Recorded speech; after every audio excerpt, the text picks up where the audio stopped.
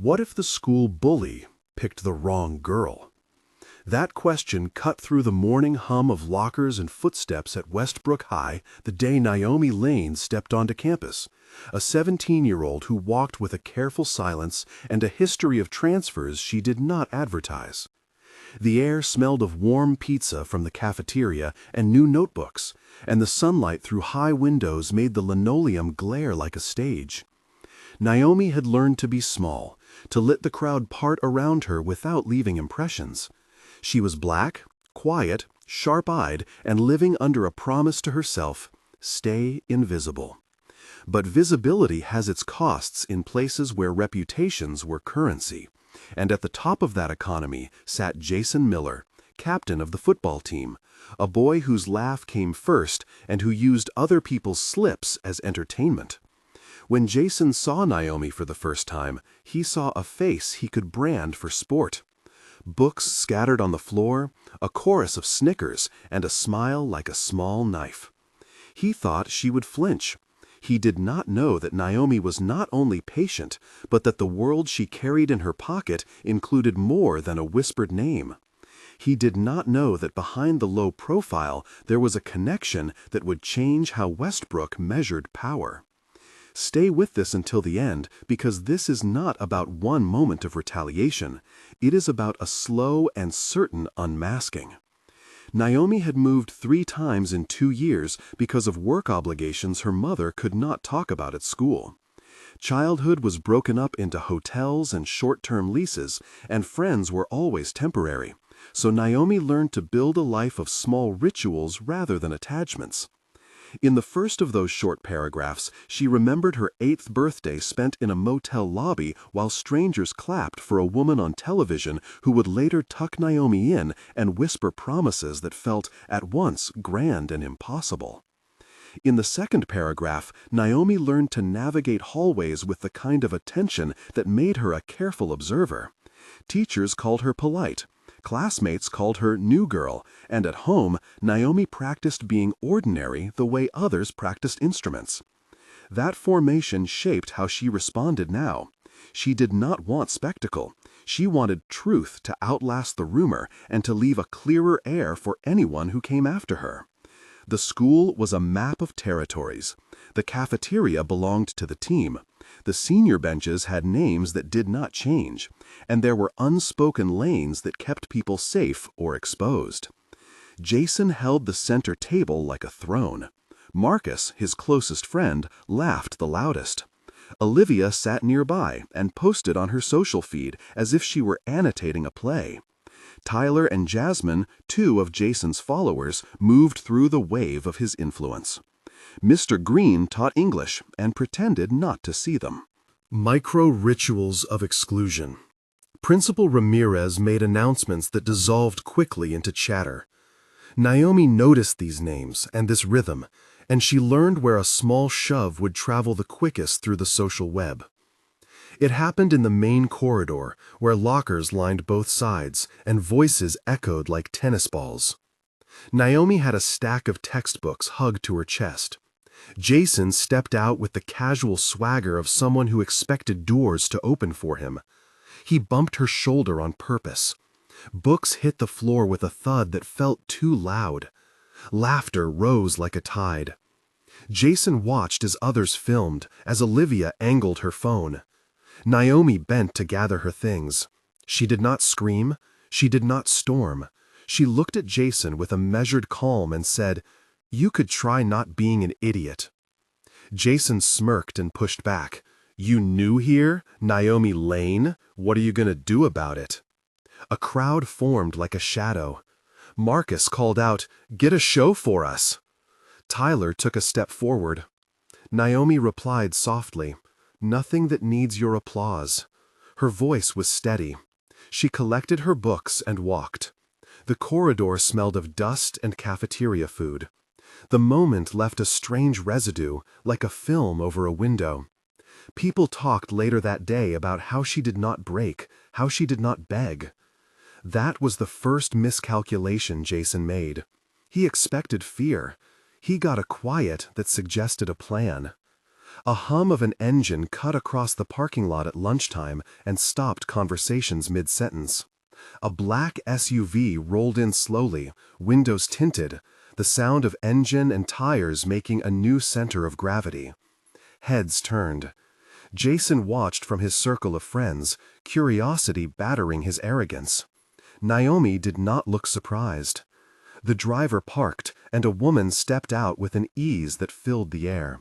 She wore sunglasses and a face that could have belonged to magazine covers Naomi had glimpsed as a child on hotel televisions. It was not the car or the fame that made people hush. It was the presence of someone whose name carried a different kind of gravity. The woman called Naomi by a nickname no one at Westbrook used.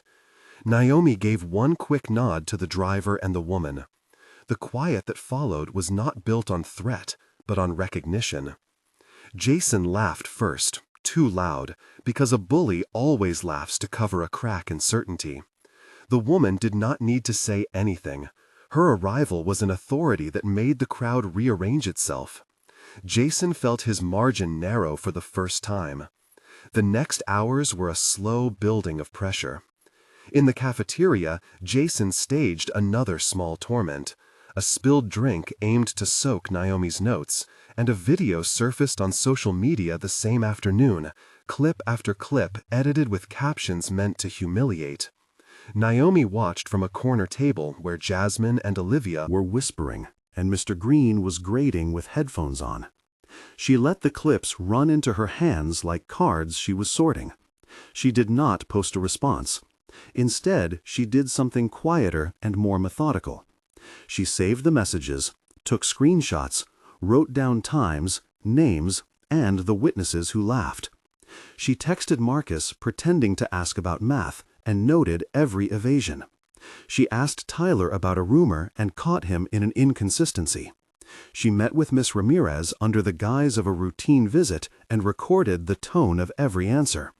She enlisted small acts that added up into proof rather than spectacle. She pulled in two allies who were not obvious choices.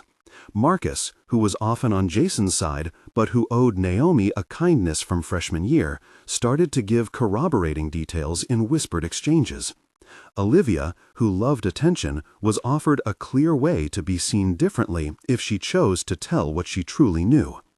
At the heart of Naomi's strategy was patience and the belief that a well-documented pattern could move people who otherwise looked away. Pause for a second. I want to hear from you. If you were in Naomi's shoes, how would you react to public humiliation? Would you confront head-on, plan quietly, expose the truth, or step away? Start your reply with one word that captures your choice. For example, confront, plan, expose, or walk. Then explain why and, if you are comfortable, share something similar you lived through. We will read these answers and highlight some in future videos. Your experiences matter and could help others who face the same silence.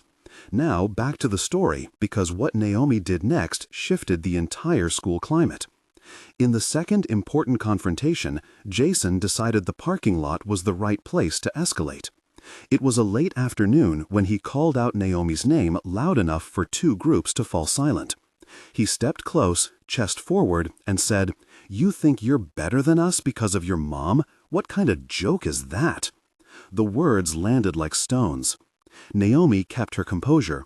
She answered steadily, "My worth is not a headline." Jason threw a personal insult about her mother that was meant to strip Naomi of dignity in front of peers. Everyone heard because the parking lot was now a theater. Naomi looked at each face as if charting where sympathy still existed. Marcus gave a small sign, eyes looking away. Tyler shifted on his feet. Olivia fumbled with her phone as if deciding which side to be seen on. Naomi spoke again. "This stops here. We do not get to make other people smaller to feel taller." Then she did something unexpected. She reached into her bag and pulled out a tidy stack of printed screenshots and messages, arranged with dates and short notes. The papers fluttered white against the gray pavement like a small truth storm. She read one message aloud. A voice recorder playing a string of insults and admissions that tied several incidents together. The audio quality was rough, but the content was clear. Jason's laugh faltered. He tried to turn it into a joke the first time. He tried to shout her down the second. But the recordings were accompanied by witnesses who had been quietly lining up statements. Mr. Green had been there at dismissal and confirmed a comment that Jason had made in class. Principal Ramirez arrived after a call from an anonymous number and stood with her arms folded. The presence of an authority figure changed the rules of public spectacle. Jason said, "You can't do this," but his voice had a softer edge now, as if pleading. Naomi said, "It is not about you being untouchable. It is about what you taught others about fear." People shifted. The parking lot smelled of exhaust and the thin sweetness of someone else's car air freshener. The air tasted metallic with anticipation. That was the second big miscalculation Jason made. He had built his influence on small, unchecked cruelties, not expecting those small cruelties to be collected into a single clear evidence trail. One of the most tense moments happened 2 days later in an after-school meeting called by the student council. Students packed the auditorium, the lights dimmed, and Naomi stood at the front with a calm that felt almost surgical. She opened a slideshow with quiet hands. The first set of slides showed screenshots of private messages that tied several incidents over weeks.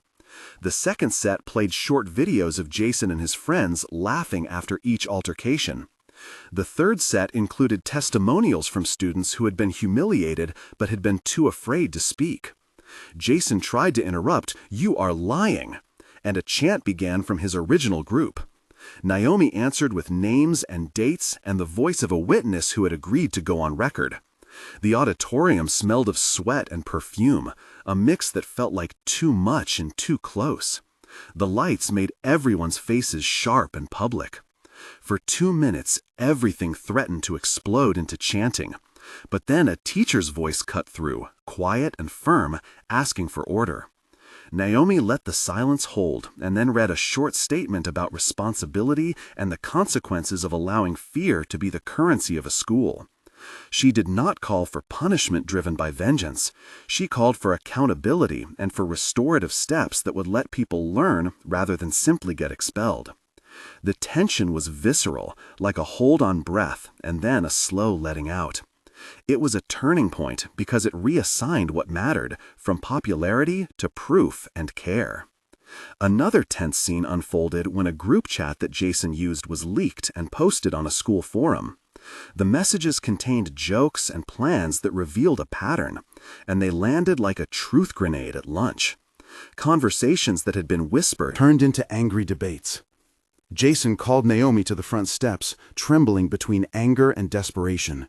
He said, "You ruined me." Naomi did not raise her voice. She said, "I am not your punishment. I am the consequence of your choices." The crowd around them included faces that had never spoken: Luna, who sold concessions; Ahmed, who tutored after school; Dana, who organized club service days; Coach Turner, watching with arms crossed; and social worker David Kim seated to the side. Names that had been background began to matter. Jason took one step toward Naomi and then stopped because the weight of the witness truth held him in place. The public exposure did not mean an instant collapse of Jason's life. Reputation is messy and social networks are stubborn, but the most visible cracks widened quickly. Parents demanded meetings. Principal Ramirez convened a panel including Coach Turner, Miss Ramirez, Mr. Green, and David Kim, and called for disciplinary measures. Jason received suspension and mandatory counseling. Several of his closest followers removed themselves from his images online. There were debates about cancel culture and forgiveness, and the school newsletter printed op-ed pieces from students on both sides. Naomi could have been erased by the noise, but she kept focusing on small, concrete things, ensuring the restorative meetings included voices from students who were usually quiet, asking that Jason write apology letters and attend community service, and insisting that a policy be put in place to handle online harassment so future students would not be left without tools. The climax happened when a compilation video of Jason's comments and the leaked chat was posted to a local news page and picked up by entertainment sites, because Naomi's mother, Evelyn Monroe, a well-known actor, chose to speak in a way that emphasized procedure over protection. Evelyn issued a short statement saying she supported the school's process and wanted to ensure the story did not become a spectacle. The story did go public, but in a form that focused on accountability rather than celebrity spectacle, because Naomi refused to let her mother's name be used as a shield. The consequence was that people who had cheered at small cruelties were now asked to look at what they had normalized. Jason's friends withdrew. Marcus issued a public apology after conversations that revealed his own fear of peer pressure. Olivia posted a longer piece explaining why she had initially filmed and why she chose to help now. Tyler and Jasmine faced consequences at school and from families who had to reckon with what they had enabled. The final confrontation between Naomi and Jason was not violent. It happened in a closed hearing room with Principal Ramirez present and 2 student representatives, including Luna and Ahmed, listening. Jason tried one last time to minimize his actions. Naomi read a short letter prepared with David Kim that spoke about the ripples of humiliation and the work required to repair them. She spoke about dignity and about how silence is sometimes a choice and sometimes a survival tactic. She asked for structured, restorative steps that required Jason to listen, to understand, and to take actions that benefited the community rather than merely serving his own image. When she finished, the room held its breath and then exhaled. It did not erase the past, but it began to build a different future. 1 month later, the school felt different in small, measurable ways. Attendance at clubs increased because students who had felt unsafe were joining activities again. Naomi kept to herself mostly, but allowed a handful of real conversations to grow. Marcus sat with her occasionally in the library and offered small corrections for how he had acted. Olivia joined the community service project Naomi had proposed to help younger students understand digital boundaries. Luna organized a peer support table in the cafeteria that offered anonymous reporting forms. Coach Turner implemented a workshop about respect and consent for all teams. Parents demanded clearer policies about online harassment, and Principal Ramirez published a new protocol for handling social media incidents. The aroma of cafeteria pizza remained the same, but there was less of the predatory chuckle at the center table. Naomi still felt the phantom weight in her shoulders when she passed certain halls, but she also noticed people making space for others in subtle ways. Students who had once laughed now hesitated and listened. Naomi kept one fold of those printed messages in a small notebook she sometimes held when she needed to remember the geometry of courage. It was not vindication she sought, it was change. 3 months after the events, the community had adjusted further. A town meeting convened with parents and school officials, and a handful of student voices, including Ahmed, Luna, and Dana, presented concrete proposals that became part of a school initiative called Respect in Practice. Naomi agreed to speak to a journalism class about evidence gathering and how to document micro-incidents without escalating them to harm. She accepted this in part because she wanted the tools she had used to be accessible to anyone who needed them. Marcus had apologized publicly and began working with a counselor about peer pressure. Olivia started a small online series that interviewed students about bystander choices and featured restorative successes rather than only punishment. Jason was in counseling and doing community service at a youth center where he worked under the supervision of Coach Turner to mentor younger teens about healthy leadership. It was uneven progress. Some parents criticized the school for not expelling quickly enough. Others felt the process was too harsh. Naomi walked the halls and noticed that children who had once been silent were now reporting smaller incidents before they grew. The school paper ran a column about the complicated nature of accountability and included quotes from Mr. Green and social worker David Kim about balancing discipline and learning. Naomi learned to accept imperfect repair as the shape of real change. 6 months later, there was a quieter stability. Naomi noticed fewer accidental slights, fewer recorded snickers, and more students who offered help without seeking attention. Evelyn Monroe had given one careful interview that praised the school's new policies and emphasized community learning rather than turning the story into celebrity theater. The neighborhood that fed into Westbrook attended workshops, and the local Parent-Teacher Association added digital safety to its agenda. Jason had returned to school under probation and was monitored by a mentor program that required him to engage in service projects and write reflective essays. Some of his popularity had evaporated permanently. He was no longer center stage. Marcus and Olivia found ways to be part of the student leadership that reinforced the new norms. Naomi started a small peer group focusing on resilience, where people shared tips for documenting harassment and supporting each other. Teachers reported a drop in anonymous complaints about the same small set of students, and Principal Ramirez outlined a plan to train new faculty in identifying social coercion patterns. Naomi still felt a guarded sorrow about what had happened and the ripple it had caused in so many lives, but she also felt a careful satisfaction that things had shifted. She had not wanted notoriety. She had wanted a school where the quiet would not be a target. That was the legacy she tended to in small, steady ways. If this story touched you, consider sharing it with someone who needs to hear that patience and evidence can change power structures without violence. If you want more stories where quiet strength wins, subscribe for weekly narratives that show how truth and strategy can dismantle fear. Remember that silence can be a choice and a tool, and sometimes the calmest person in the room holds the map to change.